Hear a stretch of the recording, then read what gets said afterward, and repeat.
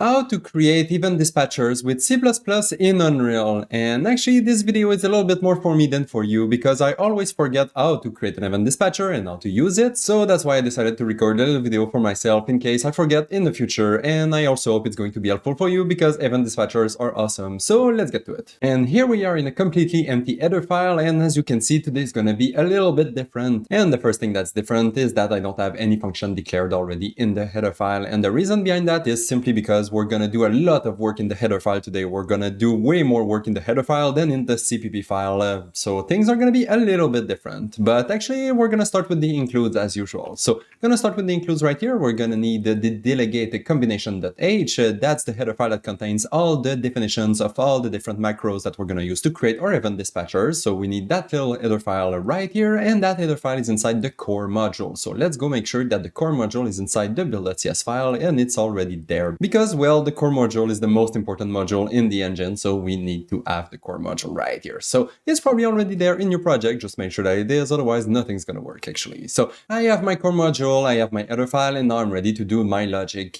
but actually I'm not quite ready to define my event dispatchers quite yet. Because, well, if you want your event dispatchers to be available in Blueprint, they cannot be static, and usually what we do in this series is simply create a static function that can be used anywhere in Blueprint, and it's super easy, but in this case, we cannot do that. We cannot create event dispatchers that are static if you want them to be available in Blueprint. And in my case, I want them to be available in Blueprint. So I have to create them on top of an object. And today, the object we're going to use is simply our function library because it's also an object. It's a function library, but it's also an object somewhere in the editor. And we're simply going to use that function library as a place to save our event dispatchers. And then the Blueprint's going to be able to fetch them from there. So we have to do that first. But before we can do that, we have to expose the Blueprint function library to Blueprint, because right now the Blueprint doesn't know that the object exists and is not going to be able to find any variables, because right now the Blueprint doesn't know that the object exists. It's just a function library, it's somewhere in the editor, but Blueprint doesn't know that it exists, or it doesn't know where it is actually. So what we're gonna do is simply create a little singleton variable for our Blueprint function library and then make it accessible to Blueprint via a get function.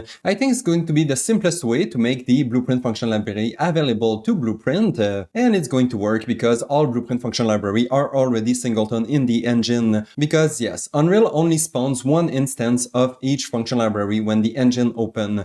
You cannot have multiple instances of the same function library. That's just how the engine is designed, so we're just going to take advantage of that and create our own little singleton variable to easily access it via Blueprint. So let's do that. I'm gonna start by creating my little event dispatcher singleton right here. It's going to be a static variable to be able to access it from anywhere, and the class is obviously going to be the class of my Blueprint function library, and I'm going to name it event dispatcher singleton, and then that variable we're going to assign it inside the constructor and destructor of our function library. So in there we're going to set it to the current instance, and in the destructor we're just going to reset it back to a null pointer because the function library is going to be destroyed, so the singleton is not going to be valid anymore. Good. So we have the first three pieces we have to put together in the CPP, so let's go do that. We're going to do a lot of back and forth today, so let's jump in the CPP. We're going to start by adding our singleton in the CPP because we have to do that for every static variables that we create. So we created a static variable, we have to define it and give it a default value in the CPP file. That's just how it works. So I have my variable declared in the header file, and I have its first definition right here in the CPP. And then once I have my variable ready to be used, we're going to use it in the constructor first of all. So in my constructor, I'm just going to set the event dispatcher variable using the current instance of the function library that was just created. And then in the destructor, we're going to reset it back to null pointer because there's no function library anymore, it's destroyed, so we just have to invalidate the singleton. Perfect, so now the singleton is ready to be used, but I still don't have a way to access it from Blueprint. So let's go back in the header file and we're going to create a little getter function. So here it is, I have my little get function. It's super simple, it's a Blueprint pure function, it's going to be a static, it's going to return the pointer of my function library, and I simply named it the get event dispatcher singleton, and we're simply going to return the singleton variable that we have right here. So let's go define that function. I'm gonna go back in the CPP and my function is gonna look just like that. Super simple, we simply return the singleton. Good, now the singleton is available to Blueprint. We simply call the get event dispatcher singleton function, and then Blueprint's gonna have access to all the variables that are part of that class, and the variables that we're gonna create today are the event dispatchers, obviously. So let's go back in the header file, and actually before we start creating the event dispatchers, I'm going to create three new little functions, and the reason behind that is simply because I want to be able to easily interact with the event dispatchers from Blueprint, and right now we don't really have a way to do that. So I'm going to scroll down a little bit right here, and what we're going to do is simply create 3 new little functions right here. The 3 functions are going to be used to bind the event dispatchers, unbind the event dispatchers, and also call the event dispatchers directly from Blueprints. Obviously, in a real context, you don't need any of those functions because the event dispatchers are going to be part of a code flow, and it's going to make sense when they are called, when they are binded, when they are unbinded. But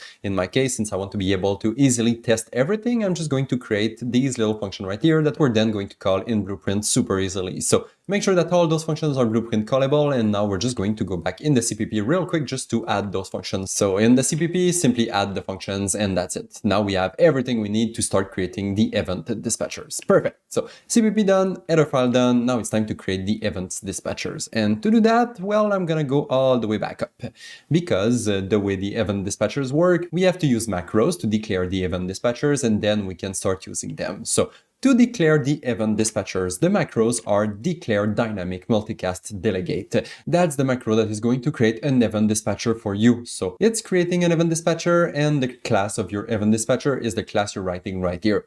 That class is completely up to you. You can write anything you want. In my case, I named it F multi-dispatcher because I thought it made sense, but you can choose any name you want. It's completely up to you. It's the name of your class. The same thing as when we are creating a class right here. We're creating the name of our class. Right here, we're creating the name of the class of our event dispatcher. So that's the class of our event dispatcher that we then can use anywhere else in the code because it's declared right here. Perfect. We have the class. The class is created. Now it's time to use it. To use that class, we have to first create an instance of that class, so a variable of that type, and that's what we're going to do right here in the Blueprint function library. So here I'm creating an instance of my event dispatcher, and that's actually the real event dispatcher. That's the guy that we have to call when we want to call the event dispatcher. That's the guy we have to attach to when we want to attach a function to the event dispatcher, and same thing when we want to detach something from the event dispatcher. So that's the real event dispatcher. That's the definition of the event dispatcher. That's the real event dispatcher. So you can have multiple instances of the same event dispatcher if you want,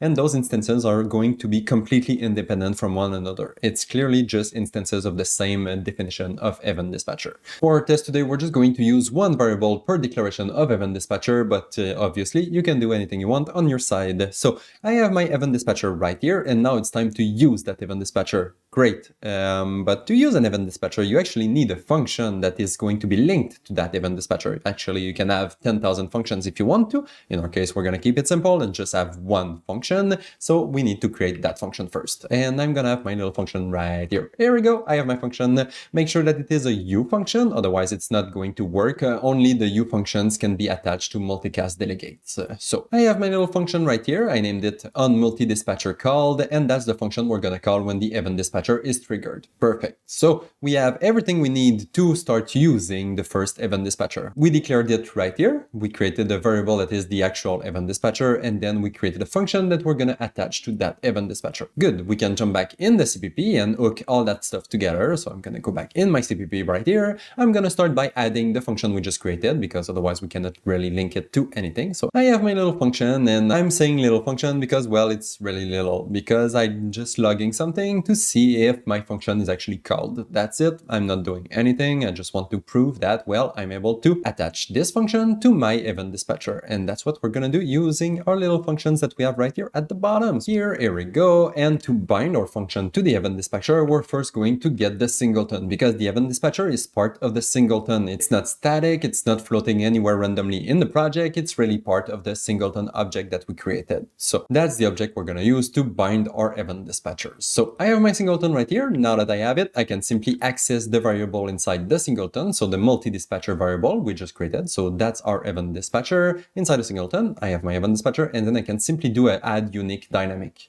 That's going to simply link a function to the event dispatcher. So when the event dispatcher is triggered, it's going to call that function right here. That function is also on an object. It's not static either. So we also have to tell onto which object we want to call that function. In our case, it's the same object, so it can be a little bit confusing. I'm realizing that right now, actually. Oops, sorry about that. But we have to tell which object is going to be called when the event dispatcher is triggered. And on that object, we're going to call this function right here. And I hope it makes sense, but if it doesn't, well, don't worry because we have two other examples right after that. So I'm going to try to explain it a little bit better if I failed it during that one. So Good. That's how we link a function to the event dispatcher. Perfect. Now to do the opposite, to unlink the function, because it's possible that we don't want to receive the information anymore, we're gonna first start by getting the singleton, once again, because it's the same exact logic, but this time we're simply going to do a remove dynamic. So on the same multi-dispatcher, we're going to remove a function this time. The function is going to be the same exact function, obviously, and we're also going to remove the same exact object that we attach right here, because we want to do the inverse of what we did with the previous function. So we attach it right here, we detach it right there. And the last thing we can do with an event dispatcher is to call the event dispatcher, obviously. So here I'm just gonna get the singleton once again, and then I'm going to simply broadcast the event dispatcher, which is going to do a call on the event dispatcher and broadcast all the informations to all the functions that are attached to it.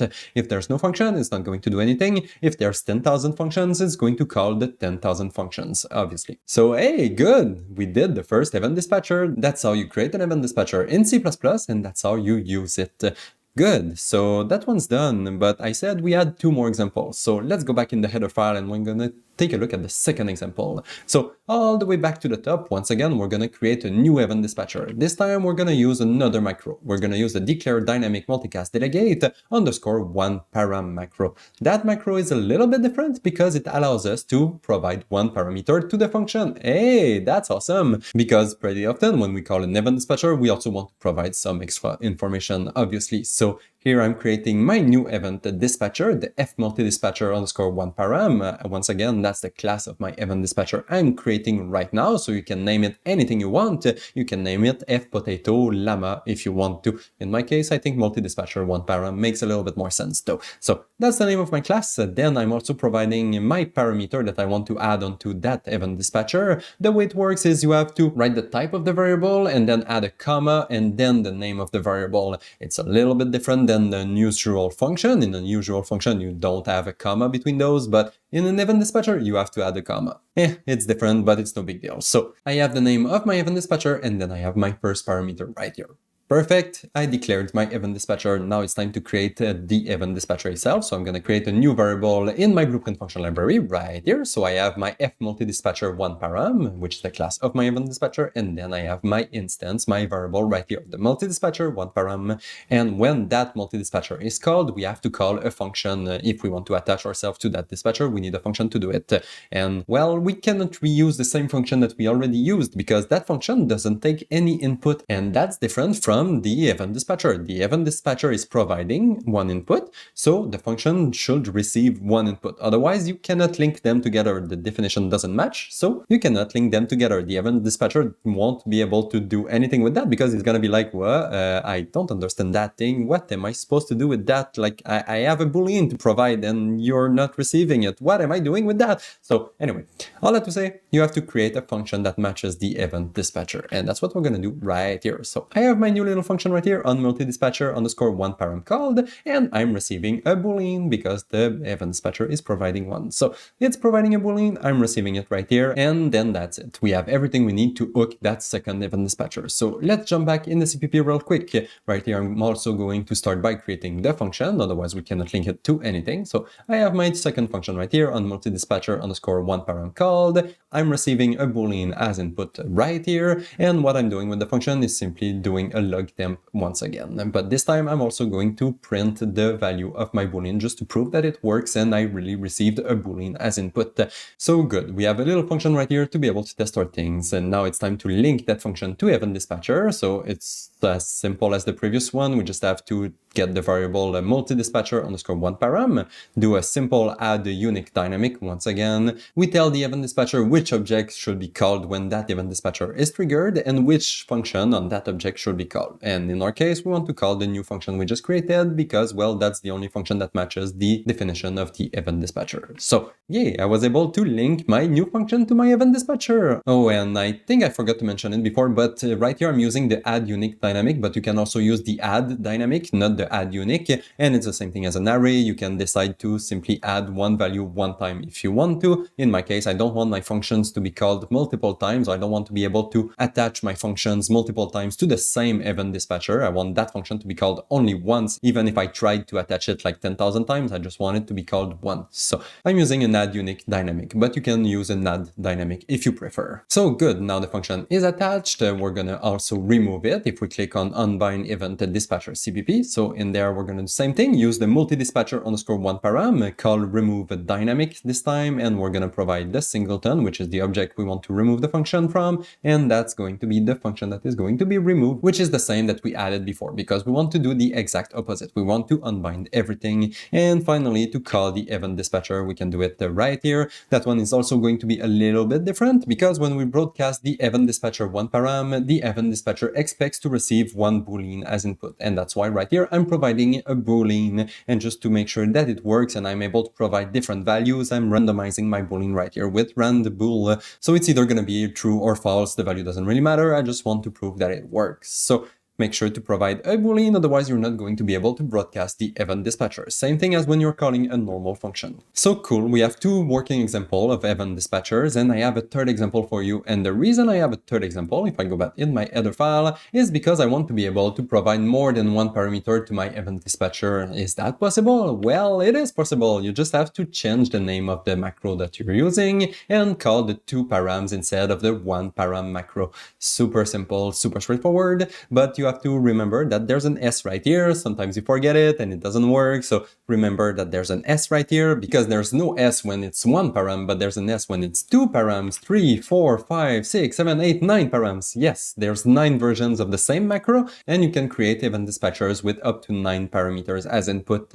And yeah, that's about it actually. That's the only difference I wanted to show with that example. I just wanted to redo all the steps once again, because I know there's a lot of steps and I wanted it to be as clear as possible. So here I'm creating a last event dispatcher. So declare dynamic multicast delegates two param this time. My name is going to be pretty similar, so f multi-dispatcher underscore two params, and then I have my two parameters right here. So I have my first parameter, which is also a boolean. Obviously you can make it anything you want. In my case, I wanted to keep my boolean because I was lazy, and then I wanted to have a second parameter, and that parameter I wanted it to be a float. So I'm creating my little float right here. Same thing, you have the type of variable, comma, the name of the variable, comma, the type of the next variable, comma, and then the name of that last variable. Good. So we declared the last event dispatcher for today. Now it's time to use it. So to use that event dispatcher, actually, I'm going to scroll down a little bit. Here we go. To use that last event dispatcher, we have to do the same thing. We have to create a variable for that event dispatcher. That's what I'm going to do right here. So f multi-dispatcher underscore two param, that's a class of my variable. And then I have my variable right here, multi-dispatcher underscore two param. And once I have that variable, I can use it to call a function that must match the same exact arguments that my event dispatcher is providing. So a boolean, then a float.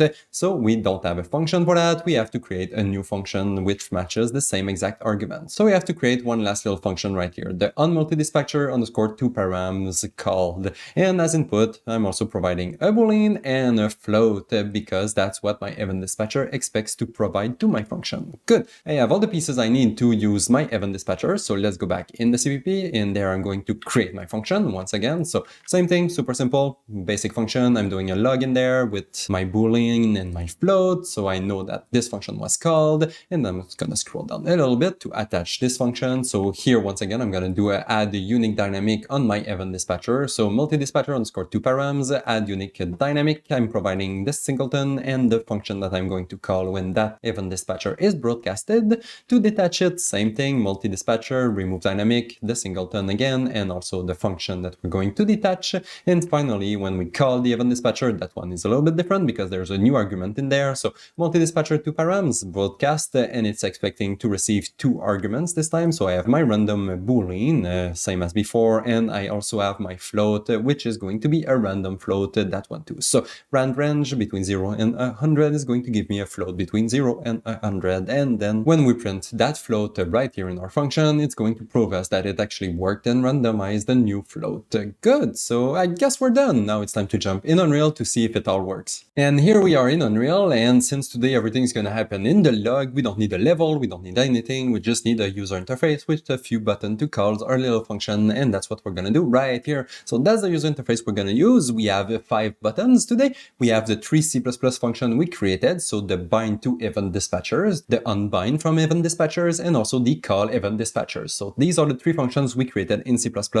I also have 2 new functions, so the bind to event dispatchers in Blueprint this time, and unbind from event dispatchers in Blueprint also. So we can test our event dispatchers to see if we are able to bind and unbind them in C++ and also in Blueprint. So these are the 5 buttons we're going to use, and those buttons link to Blueprint, and this is the Blueprint graph. Yeah, it's a little bit big right now. I'm going to go through it with you. It's not that bad, actually. It looks bad, but it's not that bad. First, at the top, we have the 3 C++ functions, so the bind and unbind to event dispatchers right here, and also the call event dispatcher. Up to now, super simple. The 3 C++ functions are right here. I'm also adding a little print string, a little separator line, just to see it better when it works in the editor and the log. So that's not doing anything, it's just adding a little separator to make it simpler to see and read the log. So these are the C++ functions, super simple, super easy. And then we have the Blueprint functions right here. These are the same exact thing that we're doing in C++, but in Blueprint, we're either attaching ourselves to the event dispatcher or detaching ourselves. So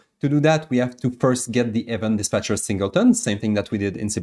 We get the singleton, and then from the singleton, we can call the bind event to multi-dispatcher, which is the name of our first event dispatcher, and that's going to bind an event to that event dispatcher. The event I'm going to use is the event right here, which points to that event that I have right here at the bottom, that we're going to take a look in a second. So I'm binding my event to my event dispatcher, and I'm doing the same thing when I'm clicking on unbind. I'm going to call the unbind event from event dispatcher. The event dispatcher name is the multi-dispatcher. Obviously, it's the same event dispatcher that I have at the top right here. So they are both pointing to the same event dispatcher, and they are both pointing to the same event, obviously, because we're going to bind the event and unbind the same exact event. Same thing we did in C++ 2 seconds ago. So we're binding and unbinding ourselves to the event dispatchers right here, the first event dispatcher, and then we're going to do the same thing for the 2 other event dispatchers. So get the singleton, bind ourselves to the multi-dispatcher 1 param, unbind ourselves from the multi-dispatcher 1 param, and in both cases, I'm using the same event, and then I'm going the same thing for the last event dispatcher. So multi-dispatcher 2 params right here in the singleton, I'm binding, unbinding, and using the same event. And those events are super simple. Actually, it's the same as we have in C++. So I simply have right here a few little print strings. When the multi-dispatcher broadcast is called, I'm simply doing a basic print string. When the multi-dispatcher 1 param broadcast is called, I'm doing another print string, but in this one, I'm adding the boolean I received as input. And finally, same thing for the third broadcast right here. The multi-dispatcher is 2 param. When it's called, I'm doing a print string using the boolean and also the float, same as we did in C++. Here we go. So that's how we're connecting our event dispatchers in Blueprint, but you probably already knew that, so it's time to test if everything works. So I'm gonna go in there, run my editor utility widget. Here we go. I have my window. I can call my event dispatchers, and since I don't have anything attached to them, it's just going to print my separator lines. At least it shows that it works, but it doesn't dispatch anything because nothing is attached to the event dispatchers, obviously. So I don't have anything in the log right now, but I can bind my C++ event dispatcher right there by clicking on the first button. They are binded, and now if I call my event dispatcher, it should also print the C++ log that we added in the CPP function. So on multi-dispatcher call right here, on multi-dispatcher 1 param call with the bool, and finally on multi-dispatcher 2 params called with the bool and the float. Here we go. The C++ print seemed to work, and I can call them a bunch of times, having different values because the event dispatchers are broadcasted different times. So we are recomputing all the different values, and it's printing all those values in the log when I'm calling the event dispatchers. Here we go. Okay, so the C++